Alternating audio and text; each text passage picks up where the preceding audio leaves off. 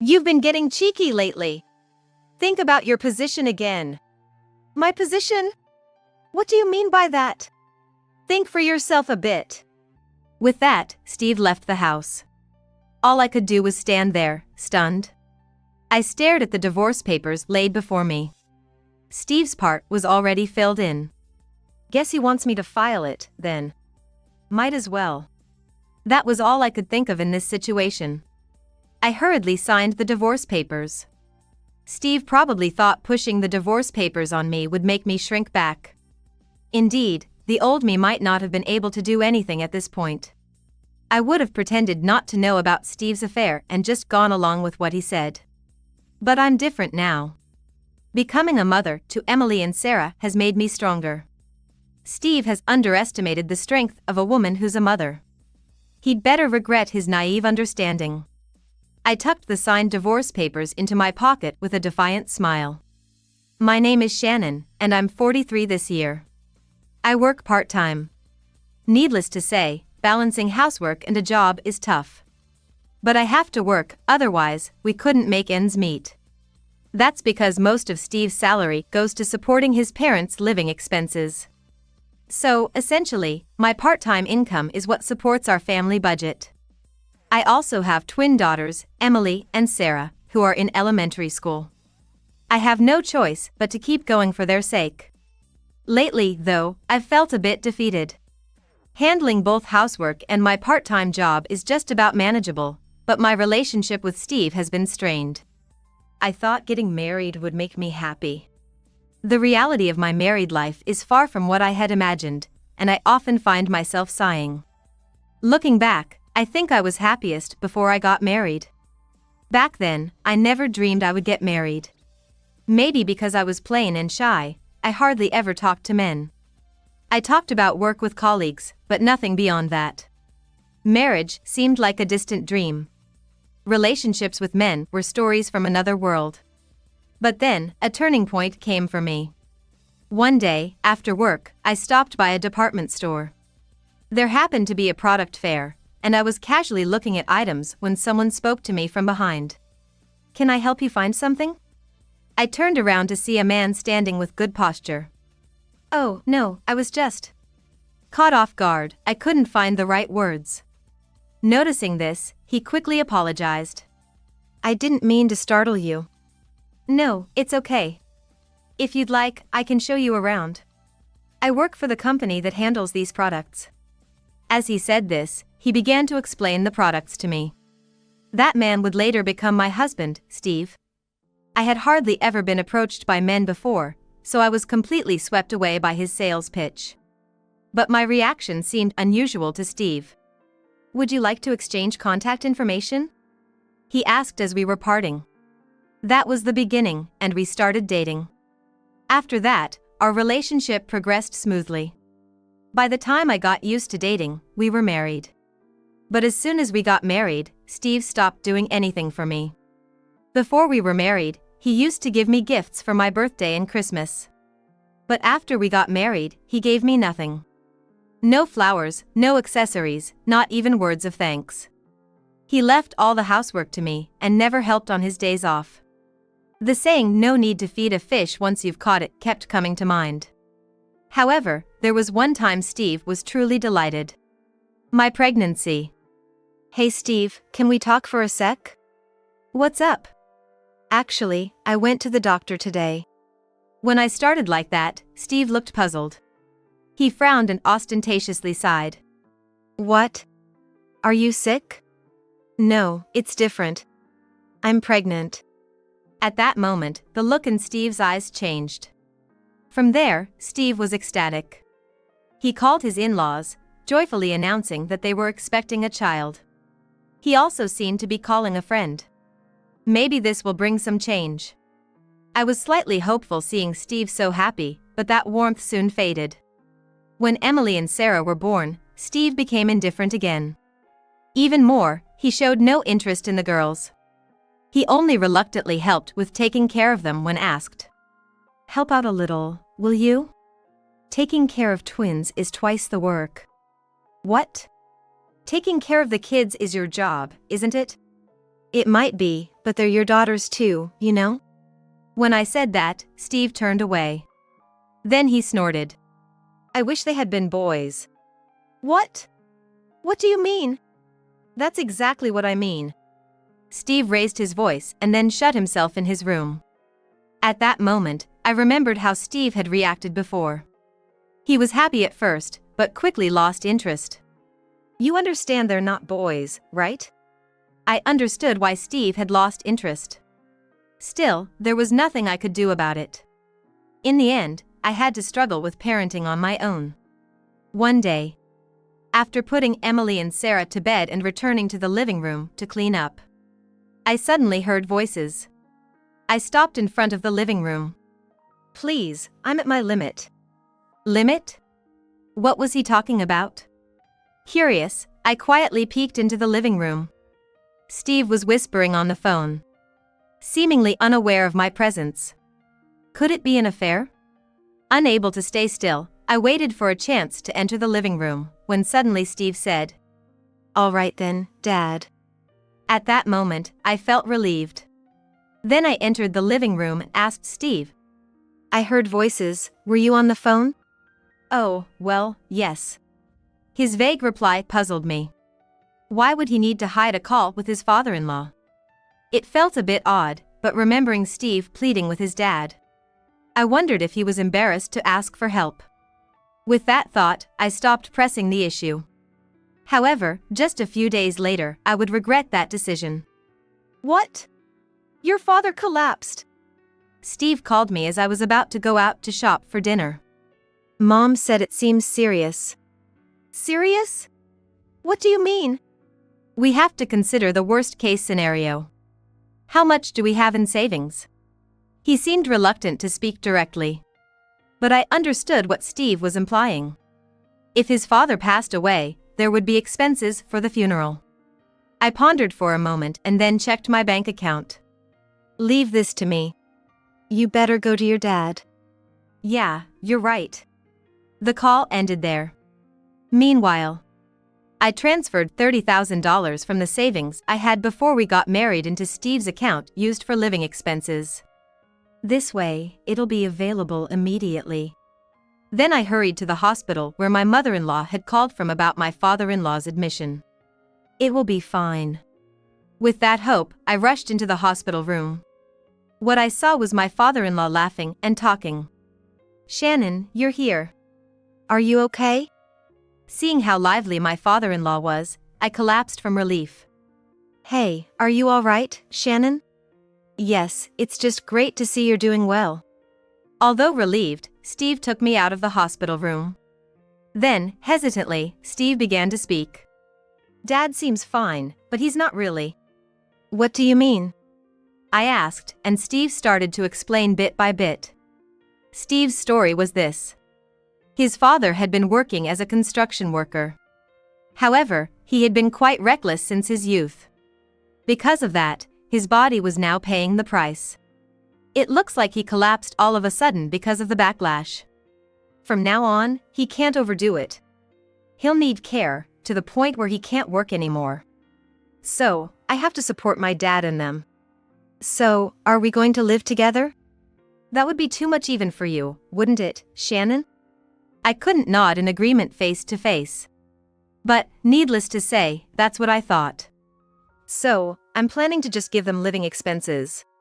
Besides, my parents have their own house. The house and land of Steve's family home were inherited from his parents. It's old but livable. And since there's no rent, the support from Steve alone might just be enough. For the moment, I felt relieved. But then, the next moment, I heard something unbelievable. So, could you work too? What? I haven't worked in years? Just part-time, please. We're gonna struggle to make ends meet if you don't work. When you put it that way, he was right. We're not exactly living comfortably as it is. And now, the expenses for Steve's parents would be coming out of our current living expenses. It's clear that life is going to get tougher. I also need to save for Emily and Sarah's education expenses. Considering the what-ifs, it's best that I work. With that thought, I started working part-time. Was that what Steve had been asking his dad about? To not overdo it at work? Despite me saying that Dad's body was at its limit. I find myself thinking that now, albeit too late. It's too late to have regrets, but I couldn't help it. As if to add insult to injury, my mother-in-law then contacted me like this. Could you come over on your days off? Why? Caring is the daughter-in-law's job, right? When put that way, I couldn't refuse. I ended up having to take care of my father-in-law too. Thus, I became fully engaged in housework, parenting, working part-time, and now caring for my father-in-law. Needless to say, fatigue was building up. I started getting irritated over small things. But I couldn't take my irritation out on Emily and Sarah. Naturally, Steve became the target of my frustrations. Steve, let's go to your parents' house next day off. What? You're taking Emily and Sarah? That too, but it's about caring for your dad. Your mom handles it on weekdays alone. I can only help with the caregiving on weekends. So, let's care for him together during our rare days off. Although I said that, Steve ignored it. Caregiving is the wife's job. He stuck to that point. In the end, I continued caring for my father-in-law alone. This lifestyle continued for years, and eventually, Emily and Sarah didn't want to go to their grandparents' house anymore. They were too young to leave at home before, but now they might be okay to stay alone. So today, you two will stay home alone. Mom is going to take care of Grandpa. I'll take care of things at home with Sarah, Emily said cheerily. Sarah quietly nodded next to her. You three get dinner ready, okay? Can you manage that? We can handle it. No problem. Emily replied eagerly, while Sarah was more reserved. They're two very different girls, but both are good kids like me. So, I left home feeling reassured. Then I headed to my in-laws' house. And just as I arrived in front of the house, I heard my in-laws' voices from inside. That daughter-in-law really is obedient. Yeah, really a useful housekeeper. They laughed. I was shocked. To think they saw me that way, it made me a bit sad. But what they said next was even more shocking. Well, it was a mistake having her bear daughters. They're not cute like her. Right. We could have forgiven her if they were sons. Either way, a successor is necessary, right? Yes. Why don't we have that young woman Steve brought over last time to have one for us? At that moment, my eyes widened. Unnoticed, I had pressed the record button on my phone. Oblivious, my in-laws continued their conversation. That was when I first learned the truth. Steve has a younger mistress. Moreover, the claim that his father needed caregiving was a lie. His father, not wanting to work, colluded with Steve to deceive me. His father gets money without working, and Steve boldly supports his mistress.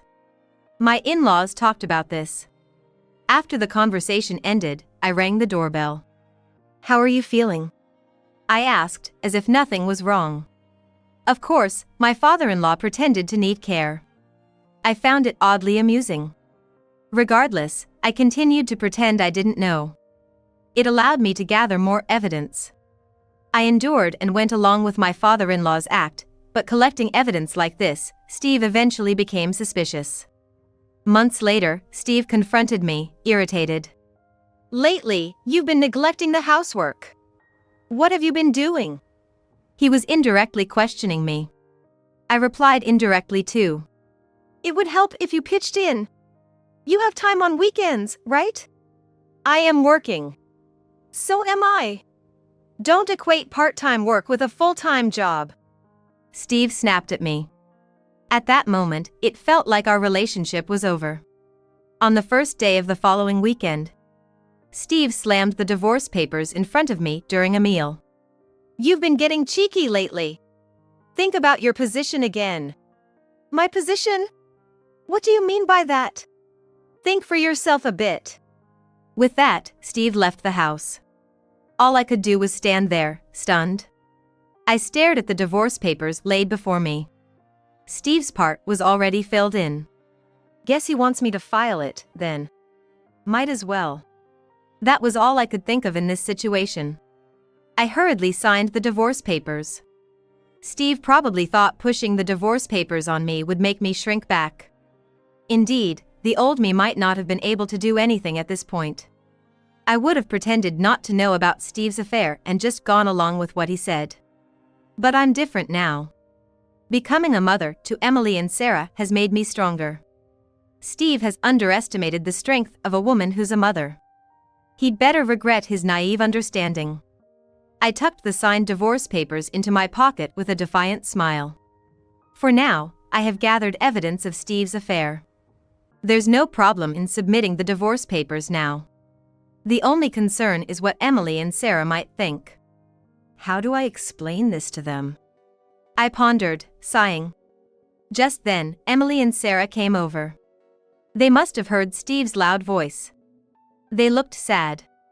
Did something happen with Dad? Are you okay, Mom? I immediately hugged them both. As I stroked their heads, I told them the truth. I'm tired of being with your dad. So, I want us three to live together. I looked from Emily to Sarah. Emily tried to stay cheerful, while Sarah seemed downcast. Even though he's like that, he's still their father. If you two don't want this. I was prepared to endure and not divorce. But then Sarah quickly said, I don't want to transfer schools. I want to stay with my friends. I was taken aback by her words. It seemed she wasn't against the divorce after all. Emily then comforted Sarah.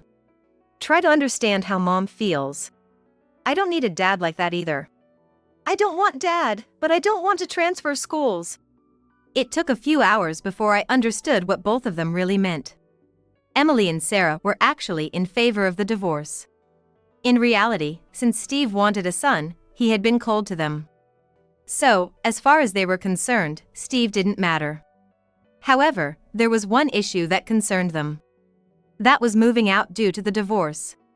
They believed they would have to move far away and change schools. Of course, there was no need for a school transfer. When I explained this, they were overjoyed. They started preparing for the move with great excitement. Now there are no more problems, I thought, grinning as I proceeded with the moving preparations. I also consulted a lawyer and planned to submit the divorce papers the next day. All that was left was to inform Steve that I had filed them. Why won't he answer the phone? Despite my repeated calls, Steve never picks up the phone. Nor does he seem to be coming home. Even though it's a long weekend, I wonder what he's doing and where? Well, probably with his mistress. It's infuriating, but that's fine by me. I have no feelings left for Steve anymore. First, I should say goodbye to his parents. After moving, I took Emily and Sarah and visited Steve's parents' house. However, to avoid any conflict with the in-laws, I had Emily and Sarah wait in the car. Then I alone pressed the doorbell of the in-laws' house. Soon, my mother-in-law appeared. Oh, Shannon, you came today. Hi. Come on in. My husband is waiting too. As my mother-in-law tried to usher me inside, I stopped her with my right hand. I have something to tell you today. Something else? What is it? Actually, I've decided to get a divorce. As I started to say this, my mother-in-law suddenly widened her eyes and, despite being at the doorstep, raised her voice. Are you planning to abandon your duties as a daughter-in-law? Who will take care of my husband now? I'm sorry, but that would be you. What? You expect an old woman to do it? Caregiving is your job as the daughter-in-law. No matter how loudly she objected, it was troubling. Firstly, the divorce wasn't my idea. I explained this, but my mother-in-law wouldn't understand. Are you abandoning me? Heartless. I heard my father-in-law's voice from inside. With a sigh, I went into the in-laws' house. Going to my father-in-law, I pulled out a bank statement for the household expenses from my pocket. Anyway, I filed for divorce. So, we're no longer related. What did you say? Why would you do such a thing? That's right. Don't make decisions without consulting us. Marital issues shouldn't involve the in-laws. I thought that but figured they wouldn't listen anyway. So, I switched to the topic they were most worried about, money. I understand you're worried about living expenses. That's why I brought this. I pulled out the bank statement, which is in Steve's name. I usually use his account for our family's living expenses. But since it's in Steve's name, I can't use it anymore. It's unnecessary for me, so I decided to give it to my in-laws. Give me this month's living expenses. My mother-in-law took the bank statement. Suddenly, she went quiet. What, this is?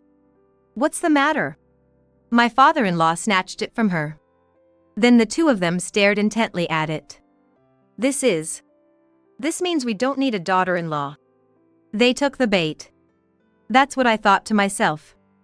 At that moment, my mother-in-law started pushing me out. If you're divorced, get out quickly. Hey! What are you doing? Get out if you're divorced. You're useless. Their attitude changed abruptly. Before I knew it, I was being kicked out of the in-laws' house. Don't ever show your face here again. With that, my mother-in-law sharply closed the door. What was that attitude? It was infuriating, but I also felt relieved. Anyway, the farewell was done. And the setup is complete.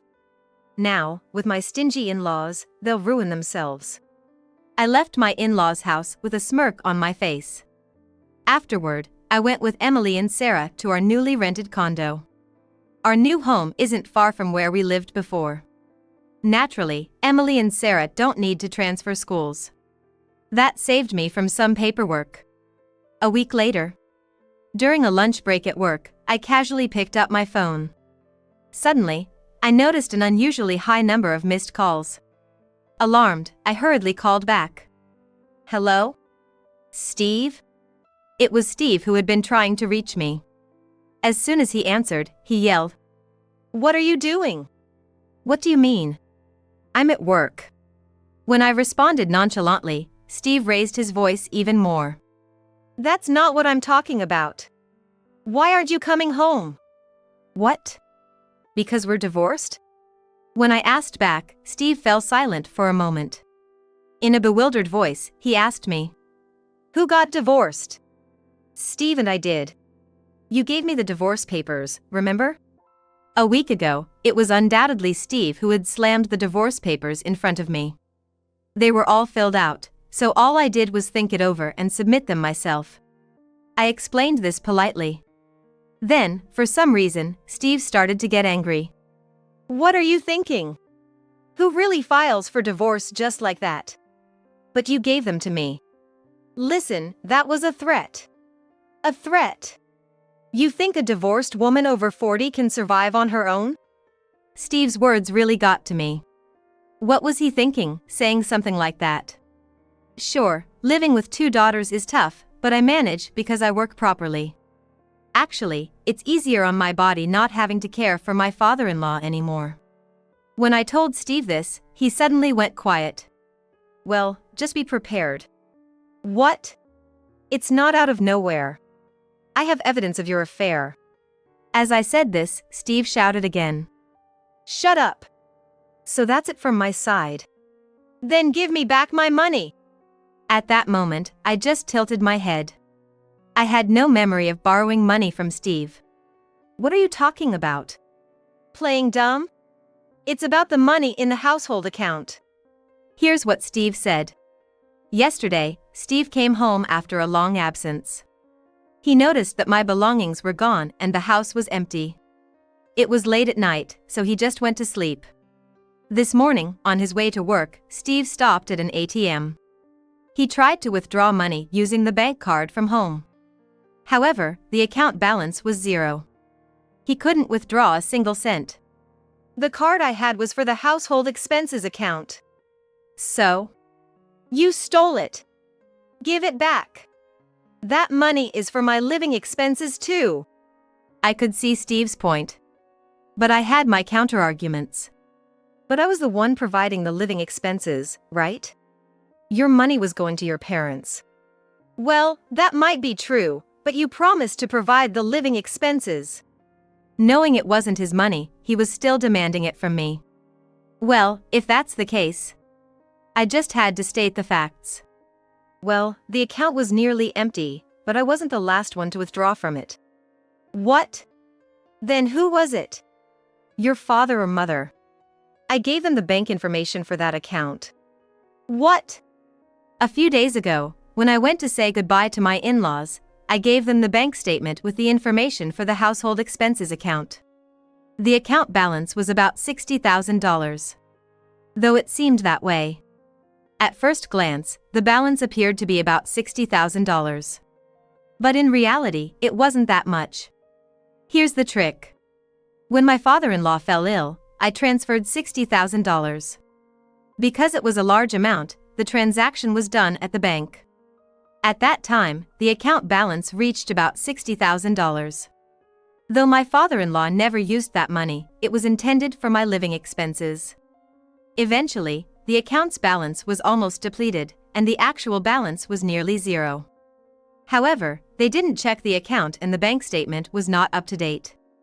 So, my in-laws believed there was $60,000 in the account. They probably used it like water. I think they might even be in debt now. No way, that can't be. You'd better collect it quickly. As I was about to say more, Steve hung up. Smirking, I also hung up the phone. What happens next, I wonder? I quietly slipped my phone back into my pocket. A few hours later, while I was visiting a certain place for work. After a round of work discussions, my in-laws called me. Of course, I was at work, so I hung up, but they kept calling back. Irritated, I told them where I was and asked them not to call because I was busy, then hung up. Eventually, work ended, and I left the place alone. It was a conference room at a certain company. Later, in the lobby on the first floor, I ran into someone unexpectedly. What the? Why are you here? Oh? You were at the office, Steve. I had an appointment with Steve. Yes, the place I visited for work was Steve's company. You came to the company to complain about me? That's a nuisance. That's not true. I'm here for work. Work? There's no need for a part-time lady like you here. That really annoyed me. Then, my eyes caught a woman standing next to Steve. She was staring at me intently. Then, she suddenly said to me, Steve, do you know this person? Yeah, she's my ex-wife. But I've dumped her already. Hearing their conversation, I realized something. I thought this woman looked familiar. Smirking inwardly, I realized the woman in front of me was Steve's mistress. Actually, I had hired a private investigator a little while ago to look into Steve's behavior. Of course, because of what the in-laws told me. From the investigation, this woman was reported as the mistress.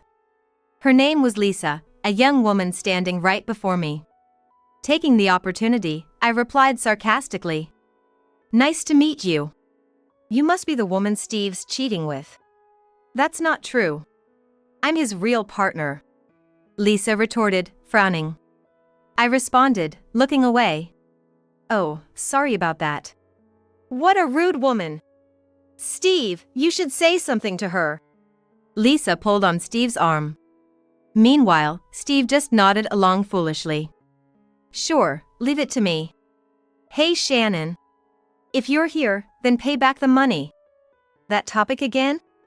I already told you. You come here on the pretext of a divorce and act all high and mighty. Steve raised his voice. I was utterly exasperated. I told him it was for work, but he really doesn't understand anything. Moreover, does he not realize what making a scene here could lead to? It seems he doesn't. Anyway, causing a commotion myself would just be a nuisance. Let's change locations for now. What? Running away when it's not in your favor? Steve taunted me. It seemed pointless to argue with him. Just as I started to think this, another woman's voice echoed in the lobby.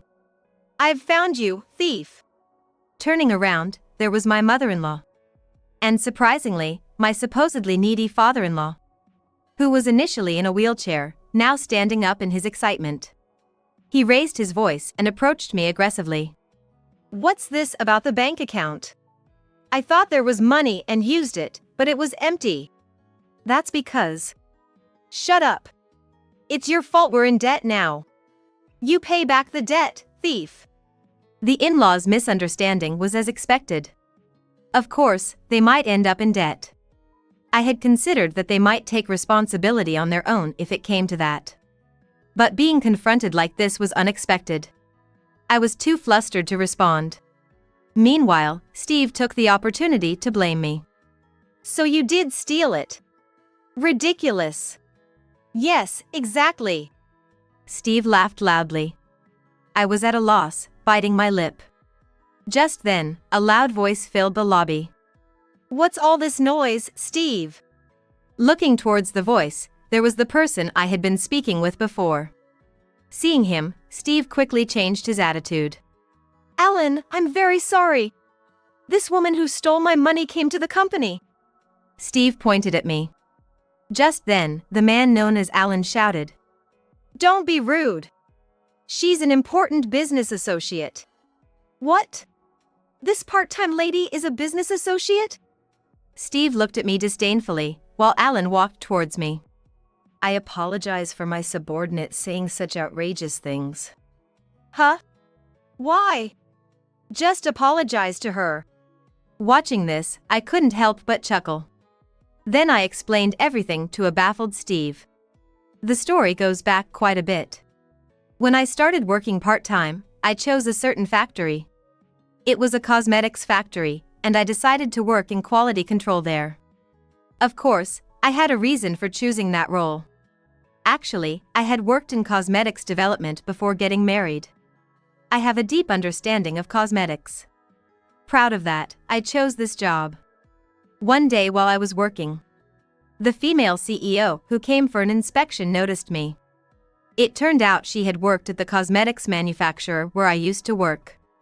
She was impressed by the cosmetics I had developed there. So, she started her own cosmetics company. Realizing that I had greatly influenced her, she immediately approached me. Then, she recruited me to her company's product development department. So, I'm now a full-time employee. I even manage product development. No way! It's true. That's why it's like this. I pointed at Steve. Steve tearfully regretted his actions.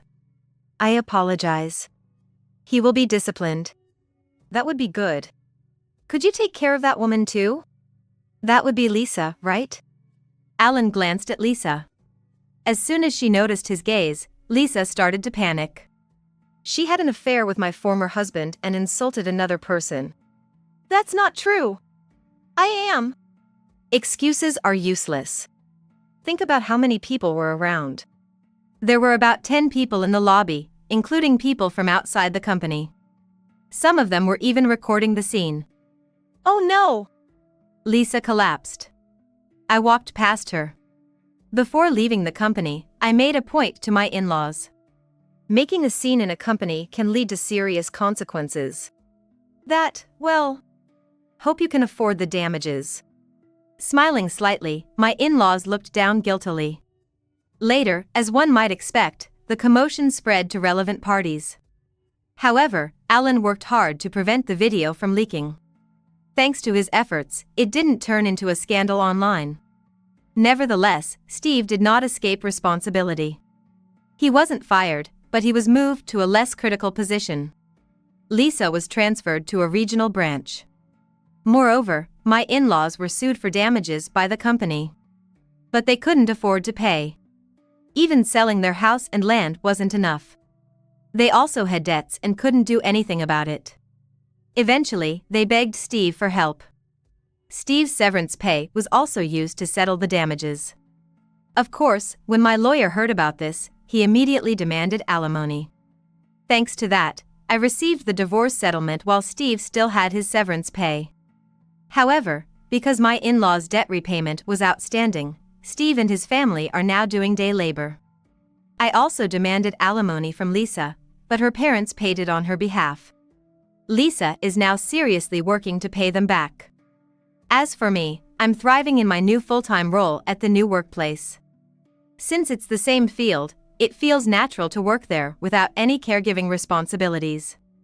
Now, on weekends, I can take Emily and Sarah out, which brings a natural smile to my face when I see how happy they are. Because of these two, I can keep pushing forward. Though my marriage was a failure, it brought something valuable. Emily and Sarah are treasures. Whenever I watch them go to school, I feel strongly about this.